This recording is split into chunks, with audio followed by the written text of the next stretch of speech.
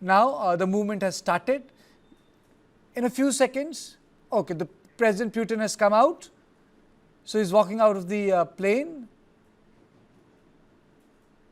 A historic summit, Putin in India, at time when Indian economy has beaten the American tariff. Putin has walked out of the plane, and Prime Minister Modi welcoming President Putin, and both of them meeting each other after the meeting they had one-to-one in Moscow, the Modi hug.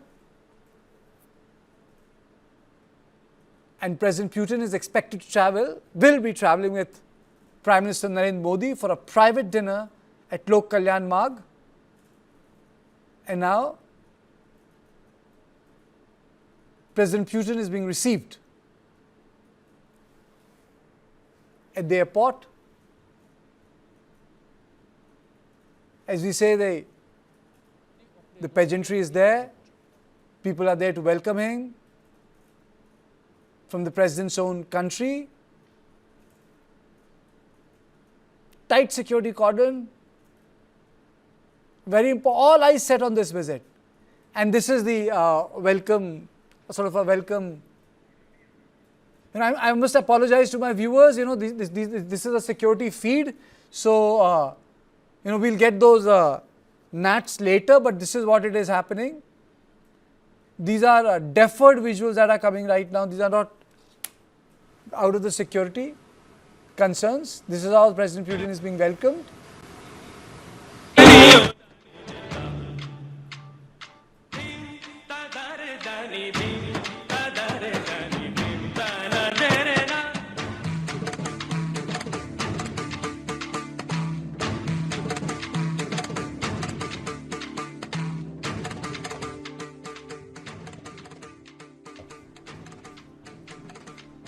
Sort of a cultural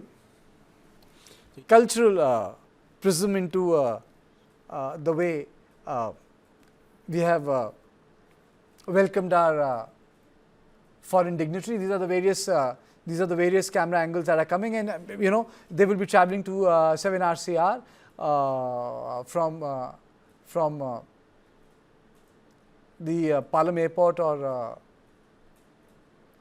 and now very soon that they will be sitting together. I just want to describe it to my viewers before I come to you generally, because after that we'll talk policy, but right now people want to know what's happening at the airport. So let me just do this job of describing it as to what is happening in the airport. So they will be sitting together. So okay, the Prime Minister is sitting in this vehicle, they have chosen this vehicle to sit. I think President Putin they are in the same car, they are traveling in this white car. They have chosen this white car.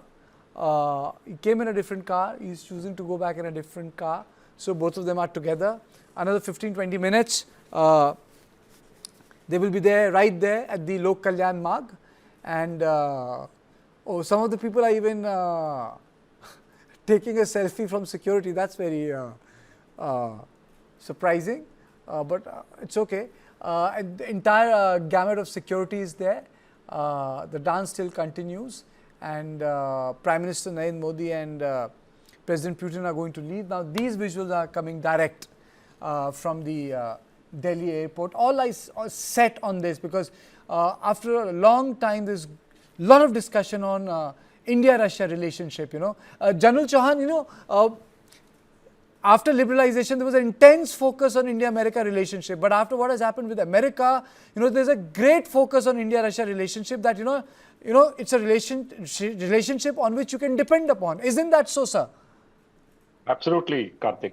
And that's a very important fact that we have to realize, that beyond the technology, beyond the equipment, beyond the latest war lethal equipment, there is a closer relationship with Russia. That relationship is based on trust. It's based on our past experiences together.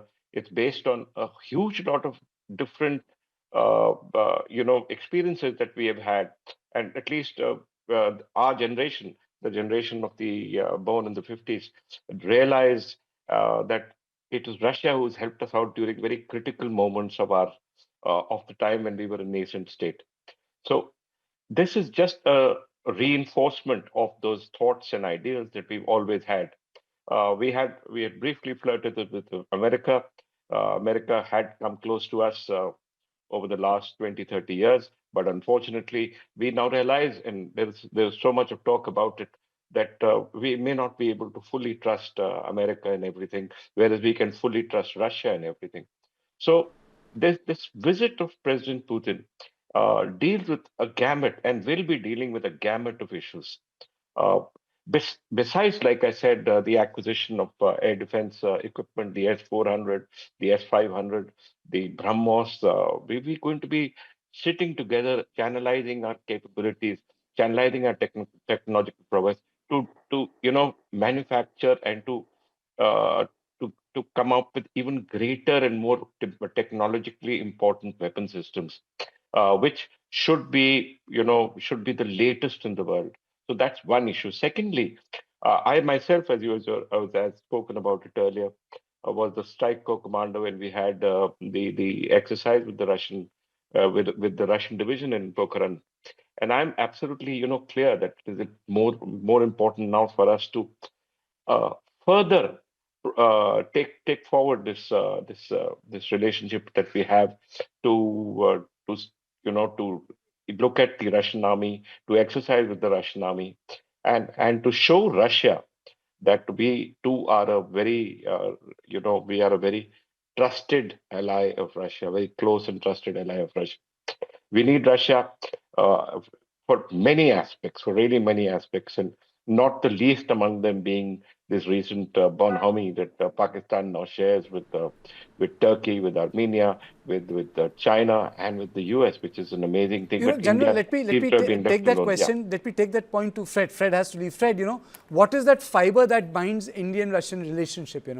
What is that fiber? What is that one thing, two things, three things which binds us together? Well, it certainly is time tested. There is that. People keep mentioning it. It is going back to Indian independence. The Soviet Union played a major role in helping and advising India, but also in supporting before that its anti-colonial. Don't want to say rebellion. Gandhi was nonviolent, but it was the Soviet Union was there all along. The relationship always had elements that are strong. So it's reaching for new elements now. A lot of those ones are no longer relevant. And I think one of them is that, well, I heard Putin talking about India's Make in India policy the other day, and he said Russia deeply understands this. And you won't get that from most other world leaders. They might pay lip service, but Russia does understand because not so long ago, even the first decade of the Putin era, the policy here in Russia was to form modernizing alliances with the most advanced countries.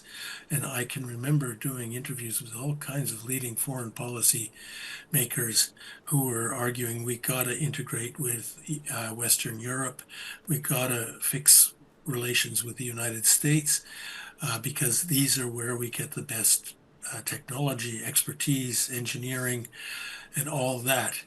And now, through hard experience, Russia has come around to feeling like it needs something like the Make in India policy, and it has perforce developed it because they're under a barrage of sanctions.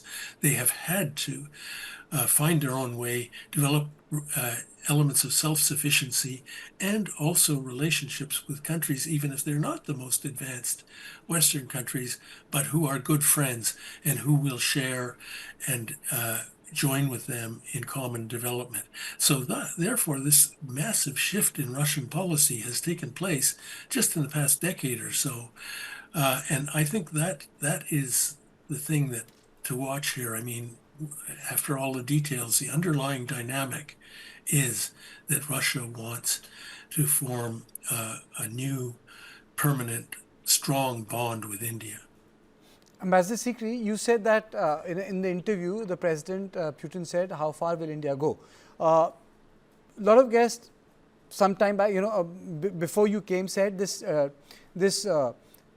visit of President Putin is more at the tactical level and less strategic. I want to take this question to you for one simple reason, because the guest was arguing that we would like to focus, India would be focusing on a lot of civil areas, but will not be opening a lot of new defense, fresh defense issues with the Russians. Your comments? Well, I think it's entirely wrong to describe this visit as tactical. I would not agree with that at all. Simple reason, India and Russia, we have a very well-developed strategic partnership, and a very privileged strategic partnership. And we must remember that it's not just the last decade. These bilateral summits between India and Russia, these are 23rd one in the last 26 years. So the relationship between India and Russia has, what they say, stood the test of time. It's not convenience. It is something that we understand the importance that we hold for each other. The bedrock of international policy is this. One of the bedrocks of our international foreign policy is the India-Russia relationship. But India does have a policy of strategic autonomy. So we do believe that we are going to develop our relationships with the USA, with Russia, with China, Japan, UK on their own merits and strengths. There is no zero-sum game in India's foreign policy. We're not going to say that India's relationship with Russia will come at the expense of any other country, or vice versa. So this is a very careful aspect of the development of India's foreign policy that we have followed for a long time, and it has stood India in good stead. Now, when you talk about just the last decade, I can tell you that not only we have had these bilateral annual summits with Russia for 26 years, more than a quarter century. Russia is perhaps the only country other than Japan with whom we have these annual summits. So it's not anything that we have just worked out just like that. And let's not forget that, it is the question of whether the first steel plants that India had, whether, Bhilai and so on. Yes. These were ones where Russia was willing to talk about make in India even then. And the Western countries were not prepared to give that technology. They wanted to give it at a big price, and so it is something that we have to recall the history of the way in which these relationships have developed. We have to recall 1971, which is more than 50 years ago, And yes, after 1991, after the breakup of the Soviet Union, it's true that the Americans thought they had got what they want, and you had economists coming there and talking about the shock therapy to the economy and literally breaking up the former Soviet economy into pieces and then trying to destroy it. But I think under President Putin, Russia has gone back to its strong, its own make in Russia, its own realization that they cannot depend on any other economy in the West, that they will be let down as they have been repeatedly. We've seen in the relationship with USA, for example, talking about Russian interference in American elections, etc., etc. And if it was President Trump's first term in office that actually saved the Russia-US relationship. Second term is, we are seeing today that President Trump's 28-point peace plan for the Ukraine-Russian conflict has elements that President Putin has been able to accept. And now they've broken it down into 4 different packages, these 28 points, Okay. and we'll talk about them. So I think we have to see that for India's point of view, it is not a zero-sum game. We are developing this relationship based on our own interests, and it's going to go much further at this visit. I see a lot. So this brings me to another question, madam. How will the Professor Swansingh, how are the Americans going to see it? We discussed this. 3 ambassador wrote an editorial in a newspaper, and then MEA expressed its displeasure on it. Exactly 2 hours after our discussion, we got this news through sources that they have expressed this displeasure on the article, and the next day the Russian ambassador article was published in the same newspaper. I think that's right. The article, Russia doesn't seem to be serious about peace, was a bit patronizing, if you allow me to say that. And obviously, India is very conscious. It's an ancient civilization, the largest population country, largest democracy, and so on. and a rapidly growing economy. So I think that's not the tone that any country like India would be in position to let it go without being responded to.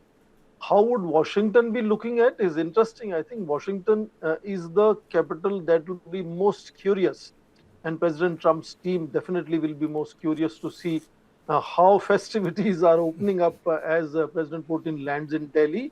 But let's also fully understand that despite the fact that we have a time tested, very strong relationship which has withstood all kinds of challenges, both leaders are still going to be pursuing their own national interests, and there could be issues where both sides will also have challenges to overcome. We understand that President Putin's trade with China, for example, is 4 times compared to trade with India, which I say is in just 4 years has expanded from 8 billion to 68 billion. It's 64 billion trade deficit out of 68 billion trade that we have with Russia. Trade with China is very balanced. Russia exports 129 billion, China exports 119 billion. In fact, it is so diversified exports of China to Russia that the largest single item is cars worth $11 billion, 1/10 of the total exports. Ours is completely one-sided, skewed on one particular commodity, and that are, I think, issues that need to be tackled. Also, taking India-United States relationship as something we don't really should look for. $212 billion trade with the United States, as per the United States Trade Representatives for last year. So I think there are different relationships. Each of the relationship has its advantages and limitations.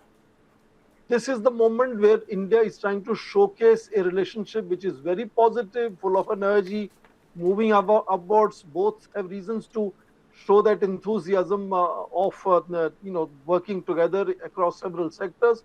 It's a moment to celebrate, but also a moment for caution, so that we don't sort of get swayed by only one country-focused relationship. India's relationship with China is, again, $138 billion worth of trade. All these countries, India will have to manage simultaneously. India has been trying to manage simultaneously. And in that sense, it's an important visit, but I'm sure we will also build equally strong visits with other leaders. I'm sure President Trump will be visiting early next year. Okay, let me ask this hypothetical question, General Chauhan. If suppose, hypothetical, and I put it on table, suppose we decide to go for Su-57 or even S-500s, what will be the American response? Because these are the technologies on which even Americans had a problem with Turkey. I think the Americans would be dismayed, mainly because the pressure that President Trump had put on India over the last 6-8 months has actually not worked, and it didn't expect India to be so resilient and to still counter the American pressure by continuing to grow economically and to continuing to engage countries that America has an adverse relationship with. So all in all, the issue is that if we do go for this, it will actually create a furor in Washington, because they were very keen that we take the F-35 and we take a whole lot of gamut of American technology so as to lock us in the American embrace for a long time to come. And if we don't do that, and we take Russian technology or we co-develop Russian equipment with us in India, it would mean that India continues its strategic economy, not just in defense, strategic autonomy, not just in defense, but in the process of creating equipment for ourselves. It's a technologically wired world, Karthik. And technologically, when you wire yourself in, you're also looking at particular countries' technology. Now, we are aware that China is growing hugely, and technology in China is at an apex. But Russia is not far behind, at least in technologies. And we are there to make sure that Russia doesn't become actually a junior partner with China. And she gives us, where we are in process of being Russian friends, strategic friends. And I agree with Ambassador Veena Sekhri that India, any visit of Putin or any visit of Prime Minister Modi to each other countries is not tactical. It is hugely strategic, because it gives a huge message to the world that India is willing to stand for her principles. We're willing to stand for our strategic autonomy, and that we will be able to get the latest defense equipment with or without the United States of America's help. So that's an issue, Karthik, that will cause a great deal of consternation in the US, in Western Europe, because they thought that we were actually, in boxing terms, we were down for the count. Ambassador Sikri, General said that there's a concern that the Russians should not become junior partners to the Chinese. Do you think it's a common shared concern? Does India also share this concern that China should not be allowed to subsume Russian priorities under its own ambit, madam? I think Russia is the first country that does not want that situation. Russia does not want to find itself in a situation where it is a junior partner to China. I think it's deeply aware of this